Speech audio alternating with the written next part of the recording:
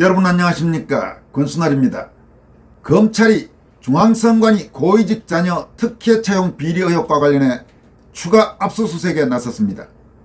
이 뉴스와 함께 국정원의 선관위 보안점검 결과 발표 후 나온 더불어민주당 홍익표 원내대표의 선관위 비호 및 국정원 비난 발언에 대한 자유변호사협회의 반박 성명과 민주당이 승리하고 국민의힘이 패배한 서울 강서구청장 보궐선거 결과에 대한 이양성 군산대 교수의 색다른 각도의 분석도 함께 전해드리도록 하겠습니다.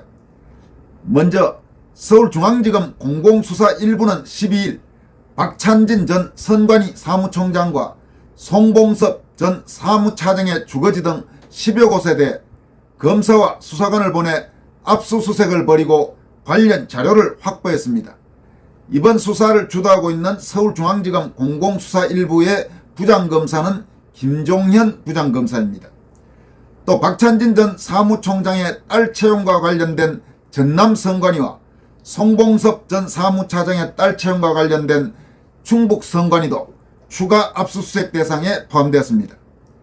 이에 앞서 검찰은 지난달 22일 선관위 채용비리 의혹과 관련해 중앙선관위를 비롯해 서울선관위, 대전선관위, 전남선관위, 충북선관위 등 모두 5개 선관위 사무실을 압수수색한 바 있습니다.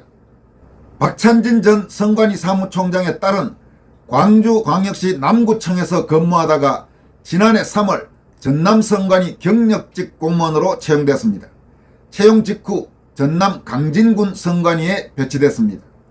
또 송봉섭 전 사무차장의 딸은 2015년 10월부터 충남 보령시에서 8급 공무원으로 일하다가 2018년 3월 충북 단양군 선관위 8급 공무원으로 경력 채용됐습니다.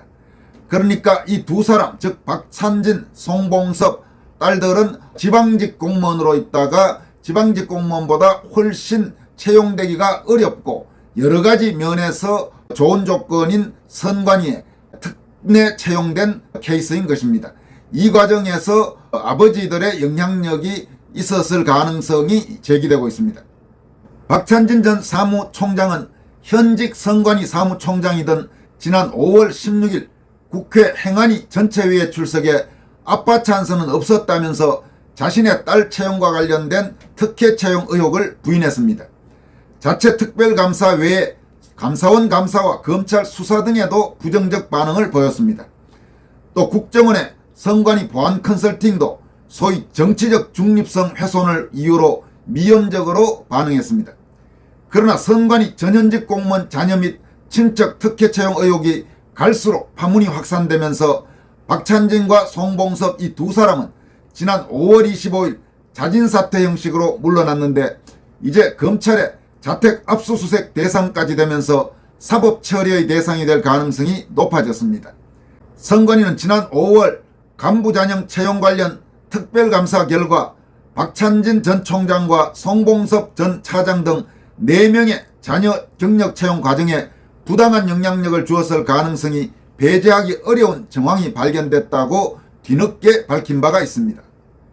다음은 도태우 변호사가 회장을 맡고 있고 윤용진, 박주연 변호사 등이 참여하고 있는 자유변호사협회, 약칭 자유변협에서 발표한 국정원의 선관위 보안점검 발표에 대한 더불어민주당 원내대표의 반헌법적 발언에 깊은 우려를 표명한다라는 제목의 반박 성명을 한번 살펴보도록 하겠습니다. 자유변협은 이 성명에서 홍익표 더불어민주당 원내대표에 대해서 홍 원내대표는 오직 선관위의 신뢰를 훼손할 수 있는 발표라고 평가했다. 국정원의 발표가 허위 왜곡 오류라는 말은 한마디도 하지 않았다. 국정원의 발표가 허위가 아니라면 한사코 보안점검을 거부하다가 정작 참담한 보안점검 결과를 받아든 선관위가 문제이지 이 보안점검 자체가 문제인가라면서 나아가 보안점검 결과 문제가 발견된 점을 그대로 발표하는 것이 국가기관의 책무일 텐데 이것이 선관위의 신뢰를 훼손할 수 있는 발표로 인식되는가라고 비판했습니다. 자유변협은 또 홍 원내대표의 눈에 보안점검을 수행한 국정원과 그 결과 발표에 따라 선관위에 강력하게 문제를 제기한 정부 여당이 대한민국 민주주의를 위태롭게 하는 적으로 보인다면 선거 시스템을 교란하며 투명하고 공정한 선거의 파괴를 획책하는 왜곡과 불순 세력은 무엇으로 인식되는가라고 질타했습니다. 그럼 자유변협이 내놓은 홍익표 더불어민주당 원내대표의 발언에 대한 반박 성명을 한번 살펴보도록 하겠습니다. 내용은 이렇습니다. 국가정보원이 2023년 10월 10일 선거관리위원회에 대한 보안점검 결과를 발표했다. 국정원은 이 발표에서 선관위가 운영해온 투표 시스템과 관련하여 1. 선거인 명부 조작 가능, 2. 사전투표용지 무단으로 인쇄 가능, 3. 온라인 투표에서 대리 투표 가능, 4. 사전투표소에 비인가 PC 접속 가능, 5. 선상투표 결과 개인정보 열람이 가능함을 밝혔고 개표 시스템과 관련하여 1. 해커가 개표 결과값을 변경할 수 있음, 2. 투표지 분류기는 비인가 USB를 무단으로 연결 가능하고 이를 통해 투표 분류 결과값 변경이 가능함, 3. 투표지 분류기는 무선통신 장비 연결이 가능함을 밝혔다. 이에 대해 더불어민주당 홍익표 원내대표는 하루 뒤인 11일 최고위원회의에서 1. 헌법기관인 선관위의 신뢰를 훼손할 수 있는 국정원의 발표에 대해 매우 유감스럽다. 2. 선관위가 해킹될 수 있다면 그에 대한 대비책을 마련하고 보완책을 제시하는 것이 국정원이 할 일. 3. 민주주의에 꽂힌 선거와 투표에 대한 신뢰성을 훼손하는 것은 민주주의를 위태롭게 하는 중대한 행위, 정부 여당과 국정원에 강력히 경고한다. 정치 개입하지 말라고 한 것으로 보도되었다. 자유변협은 이렇게 홍익표 더불어민주당 원내대표의 발언을 소개한 뒤에 성명에서 다음과 같이 강조하고 있습니다. 자유변호사협회 자유변협은 169석 탈당자를 합하면 175석이라는 절대다수 의석수를 지닌 거대 야당 원내대표에게서 나온 위와 같은 반헌법적 발언에 깊은 우려를 표하지 않을 수 없다. 1. 첫째, 홍 원내대표는 선관위에 대해 한마디의 유감 표명도 없이 선관위 보안 실태의 치명적인 취약성을 보고한 국정원에 대해서만 유감을 표명했다. 홍 원내대표는 1. 선거인 명부 조작이 가능하고 2. 사전투표용지를 무단으로 인쇄 가능하며 3. 온라인 투표에서 대리 투표가 가능하고 4. 사전투표소에 비인가 PC의 접속이 가능하며 5. 선상투표 결과와 개인정보 열람이 가능한 투표 시스템과 1. 해커가 개표 결과값을 변경할 수 있으며 2. 투표지 분류기는 비인가 USB를 무단으로 연결 가능하고 이를 통해 투표 분류 결과값 변경이 가능하며 3. 투표지 분류기는 무선통신 장비 연결이 가능한 개표 시스템이 운영되어 왔다는 발표가 대한민국 국가에 대해 가지는 의미를 무엇이라고 평가한 것인가? 홍 원내대표는 오직 선관위의 신뢰를 훼손할 수 있는 발표라고 평가했다. 국정원의 발표가 허위, 왜곡, 오류라는 말은 한마디도 하지 않았다. 국정원의 발표가 허위가 아니라면 한사코 보안점검을 거부하다가 정작 참담한 보안점검 결과를 받아든 선관위가 문제이지 이 보안점검 자체가 문제인가?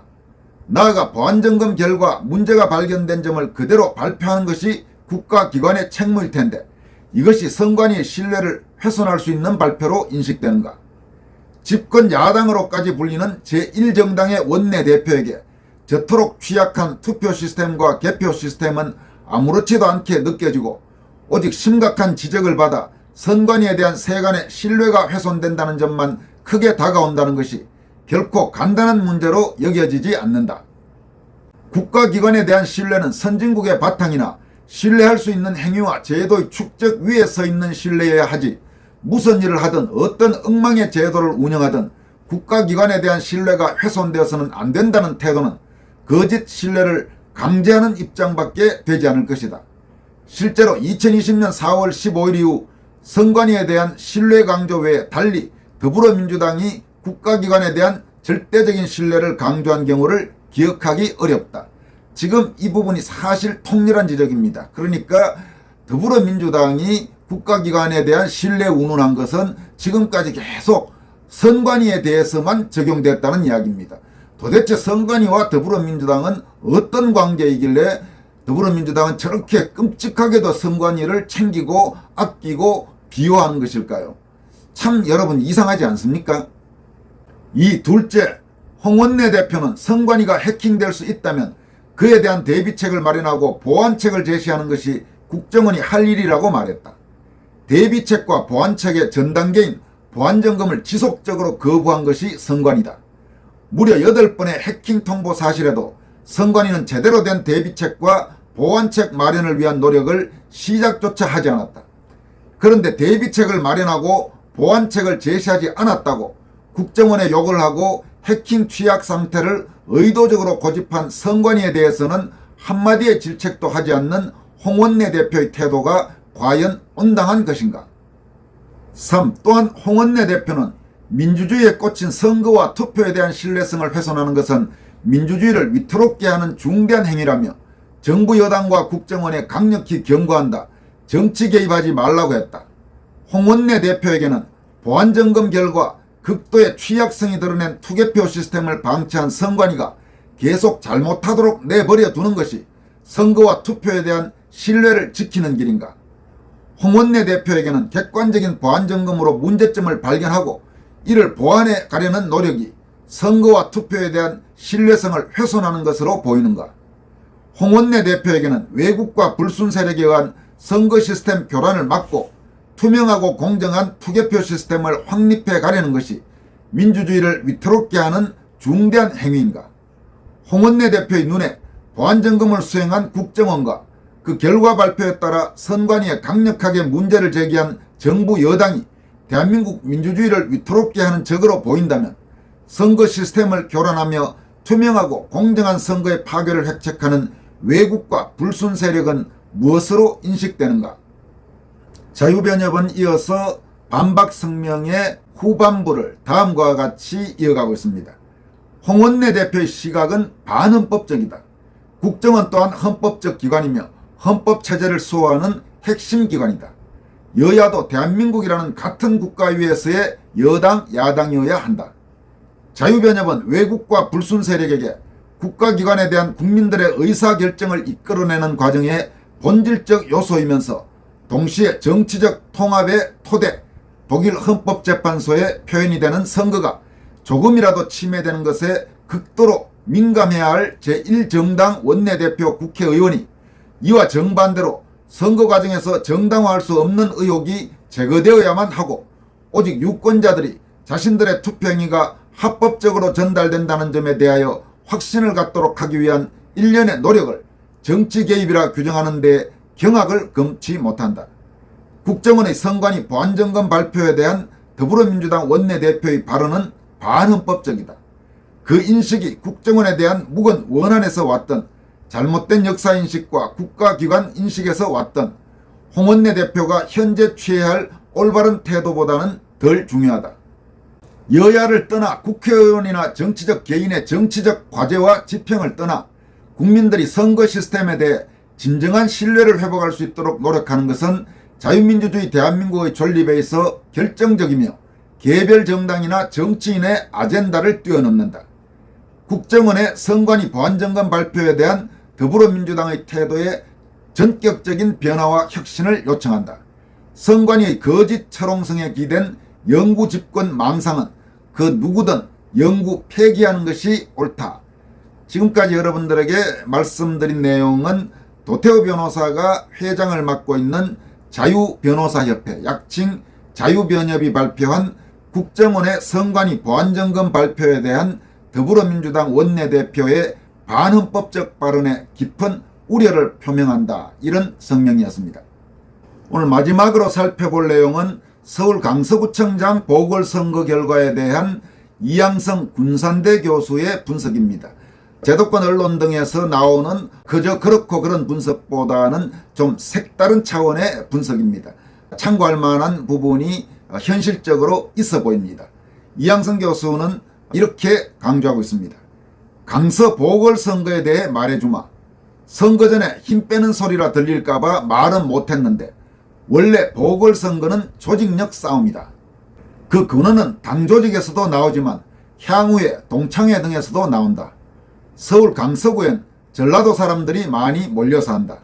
솔직히 말해주면 서울에 사는 전라도 사람들은 두 가지 마인드가 있다. 하나, 자산 가치 상승에 대한 열망. 둘, 우파에 대한 맹목적인 증오심.